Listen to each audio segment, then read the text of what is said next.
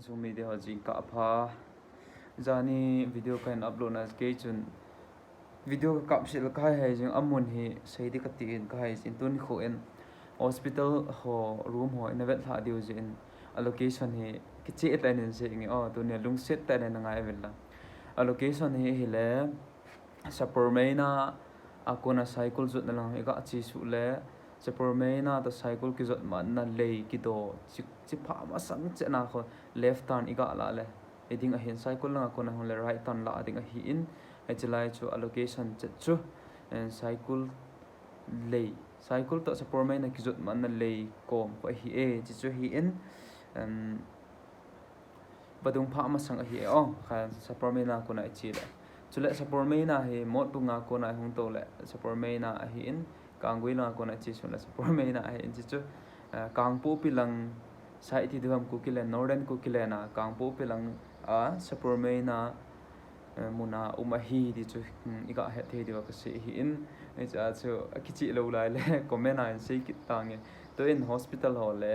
room sungo ka ve te iza za rum ti ho hi hospital ho room iza rum ha ichan pha tam ti henom jong ding ka ta sanin izo za ban ni chan na ve hau te ole ve tau te hai le in a sei ma bo men hospital cho anai in ka chi tan to a he apam lang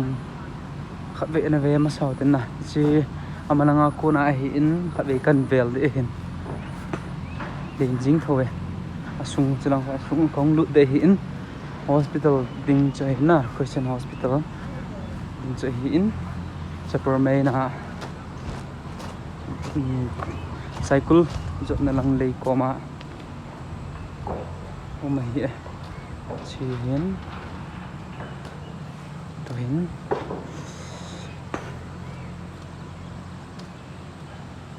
kagan phalam kang hin te yaw da 60 fps hin chi hin chi chu vai la nga ko na hin na bei lang hin fel ke ti chi anung lang hin chi anung lang ga hin chi kit leo han hat lang ni nga ko na cha hin kap da tang ka te la hen lu na the ile lu tang ka te aphat na diam asit na diam mang kai pon e chi la he badung khat o me badung da kinai cha hi in iti utilize ball di ham chi e ho ko na kingam hi tan chi anung lang cha hi in hospital gala ko na in vet le neu cha hin tu chu ka chi le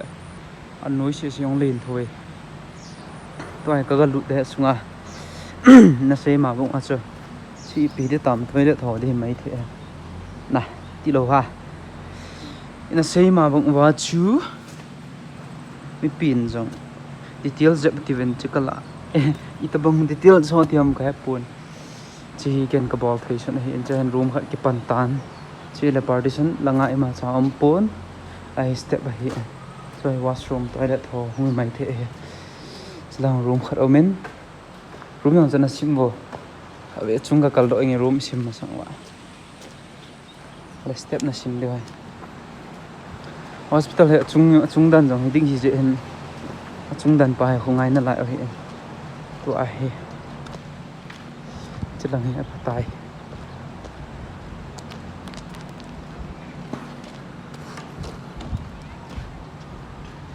cha ko na hospital a ko ne nga ve kil le azo a ki sei na ki to na lang chu ho TTS artist na le TTS ho am ding ho cha hi lang ko dan site am na di ma cha bang ki pan nai poi an site lung neu he ven dance te toin room ho bani chan na ve hau ti ole man room na sim te ka ti je chen to hen ana ve apartment na si kong kum la tan ni chalain room khat om tan na ki chi mo ba mo je me iti dan tan chen room khat omen nang room khat omen oh le chite ni cho chi kot chu lang room chi kot chu lang room ma cho hitan room ni hitan lain khat om kinin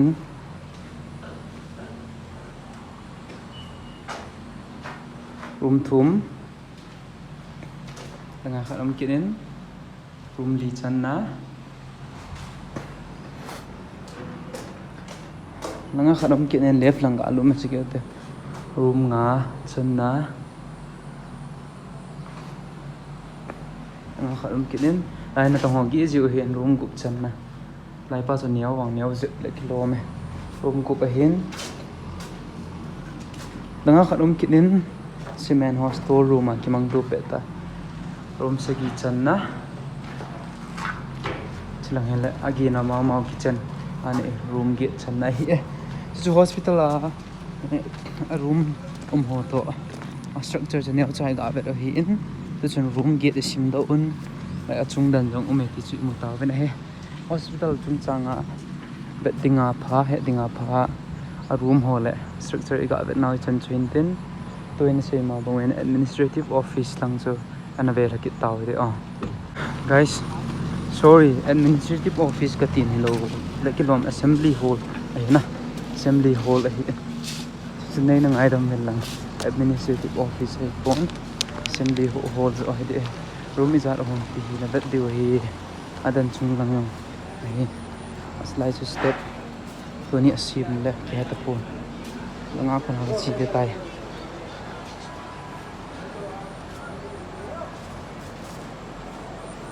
lang ay kaldo na umin si so may taon ay yung ka phone ang kichi thầy phone ang kichi thầy phone họ lụ tao tao cả tê ai phải có linh nhở ôi cái lụ tao là xuống ạ chị washroom thì gọi này thì này room khát ở bên này room khát ở hiến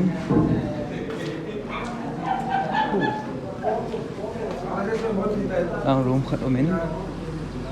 room ni tam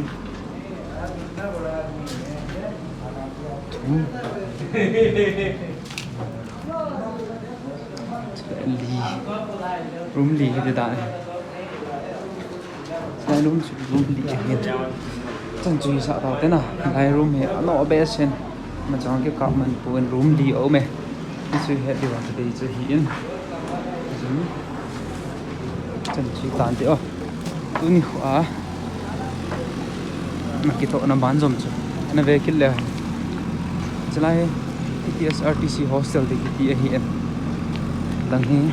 lần cái tina cái sim đình tan tina cái sim đình tan cho lần thôi lệ nó xây dựng nó bằng kitchen lệ dining hall thì họ hiện rồi hiện lệ lần na to na lang dunia na cái to na lang hiện lệ classroom họ thì he thì sẽ về là hay lại cả bộ cái đôi hiện tin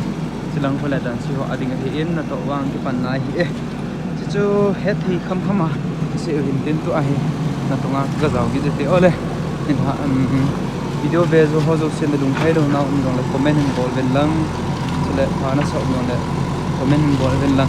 amun à cái Christian church là tổ mà cháu là thấy ngọc pan hình làasuno ra hen hoi lai mun zong lại